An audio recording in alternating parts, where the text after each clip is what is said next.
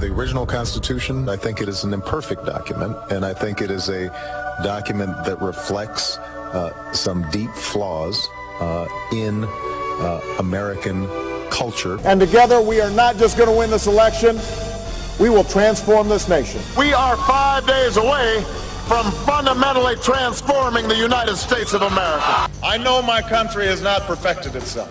The United States will be willing to acknowledge past errors where those errors have been made. There have been times where America has shown arrogance and been dismissive, even derisive. My job to the Muslim world is to communicate that the Americans are not your enemy. We sometimes make mistakes. We have not been perfect.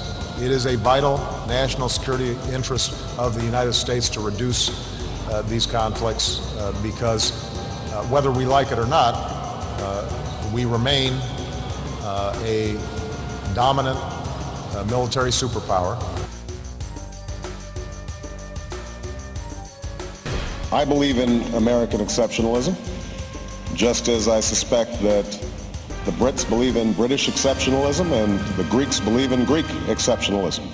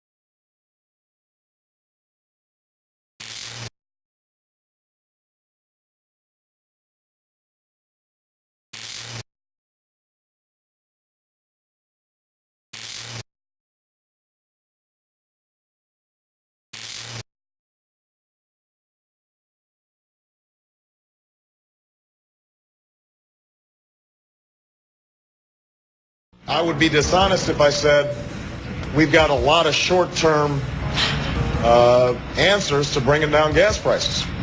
I don't think we do. And we can start finally doing something about our energy prices. I know gas prices have gone down. It's a grand bargain now, $3.95. None of that's going to help you this week, though. So, you know, like I said, if you're getting 8 miles a gallon, you may want to think about a trade-in. We've got to develop new technologies to lessen our reliance on a fuel that is finite and that we've got to import from other countries. A lot of what's driving oil prices up right now is not the lack of supply. There's enough supply.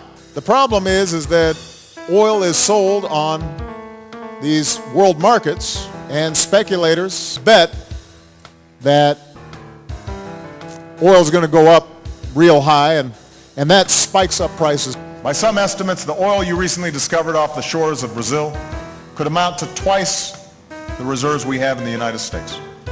And when you're ready to start selling, we want to be one of your best customers. So could these high prices help us?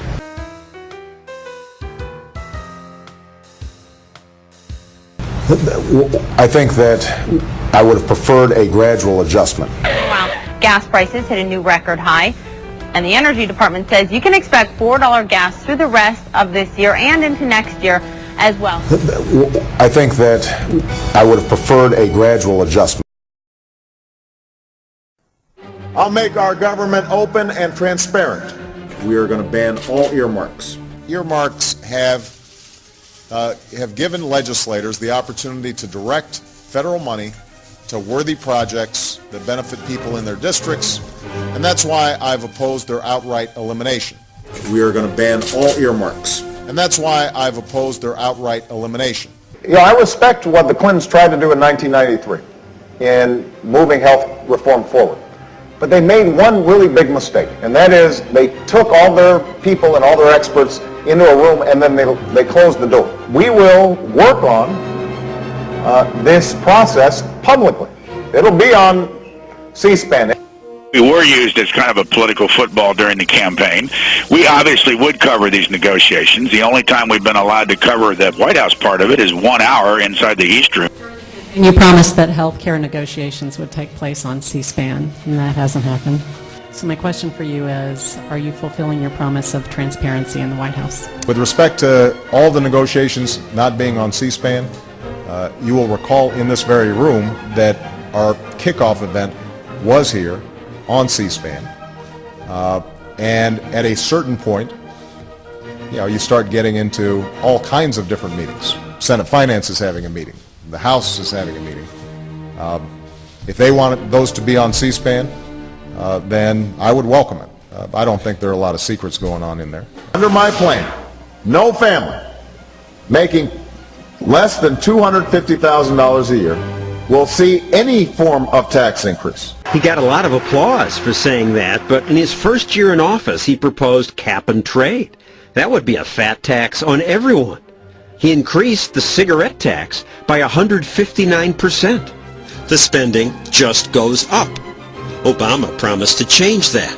There is no doubt that we've been living beyond our means, and we're going to have to make some adjustments. Now, what I've done throughout this campaign is to propose a net spending cut. A spending cut?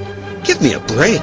Look how sharply the line rose after Obama took office. Spending increased $2 trillion this year, more than any year in history.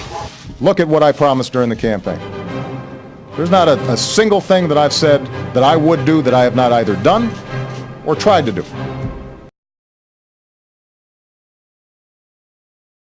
Yesterday's vote confirmed what I've heard from folks all across America.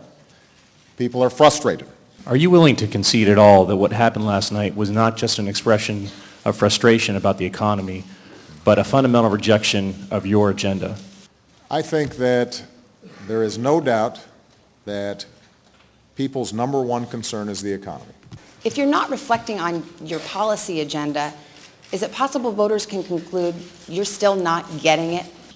We have made a series of very tough decisions, but decisions that were right in terms of moving the country forward. Is it possible that there are a majority of Americans who think your policies are taking us in reverse? What they want right now is the Democrats and the Republicans both pushing some more to get the car on level ground. And we haven't done that. At the very least, we were pushing in opposite directions. And so... that your policies are taking the country in reverse. You just reject that idea altogether, that your policies could be going in reverse. Yes. You have, however, said you would favor an increase in the capital gains tax. But actually, Bill Clinton in 1997 signed legislation that dropped the capital gains tax to 20%. Right. And George Bush has taken it down to 15%. And in each instance, when the rate dropped, revenues from the tax increased. The government took in more money. And in the 1980s, when the tax was increased to 28%, the revenues went down. So why raise it at all? Well, Charlie, what I've said is that I would look at raising the capital gains tax for purposes of fairness. But history shows that when you drop the capital gains tax, the revenues go up. I want to live in a society that's fair. If I am sitting pretty and you've got a waitress who is making minimum wage plus tips and I can afford it and she can't, what's the big deal for me to say I'm going to pay a little bit more? Because that is neighborliness. I mean, I do think at a certain point you've made enough money. I'm not going to have the insurance companies click their heels and watch their their stocks skyrocket because, once again, there's no control on what they do. One company, ExxonMobil, made $11 billion, billion with a B, last quarter. They made $11 billion the quarter before that. Making money hand over fist. Making out like bandits. I truly believe that the day I'm inaugurated, not only does the country look at itself differently, but the world looks at America differently. While speaking to a closed-door meeting with House Democrats, Obama is quoted in the Washington Post as saying the following: "This is the moment that the world is waiting for. I have become a symbol of the possibility of America returning to our best traditions." This was the moment when the rise of the oceans began to slow and our planet began to heal.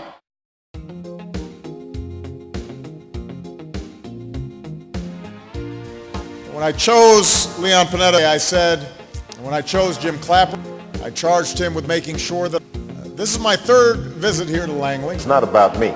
So I stood here and I said that I believed and I pledged. Visit, I called Leon and I directed him. This is not about me. My second visit. Today I've returned. I just met and I'm pleased to. So because I think it's so important. I know that carries a heavy burden. That's why I came here. To me, after I directed that, when I was briefed last summer, I knew that the consequences. This isn't about me. But I made the decision that I did. So I'm going to keep it. I have never been. That's why I still believe what I said. I wish I had a chance to meet. I hope all of you understand how grateful I am. I want to remind myself constantly that this is not about me. We are going to try to bring people together rather than push them apart. We are going to make sure that we listen to other people's ideas. I don't want the folks who created the mess to do a lot of talking. I want them just to get out of the way so we can clean up the mess. As president, my goal is to bring people together. We don't mind the Republicans joining us. They can come for the ride, but they got to sit in back. Because one of the objectives of democracy and debate is that we start refining our own views, because maybe other people have different perspectives, things we didn't think of. I need you to go out and talk to your friends and talk to your neighbors. I want you to talk to them whether they're independent or whether they are Republican. I want you to argue with them and get in their face. I have always been able to work together with the Republicans to find compromise and to find common ground. I will be happy to see the Republicans test whether or not I'm itching for a fight on a whole range of issues. I suspect they will find I am. Before we are Democrats or Republicans, we are Americans. If Latinos sit out the election, instead of saying we're going to punish our enemies and we're going to reward our friends who stand with us on issues that are important to us, we're going to punish our enemies. And so when I started the race for president, what I said to all of you was, if you're looking for just a bunch of partisan rhetoric, I'm probably not your guy.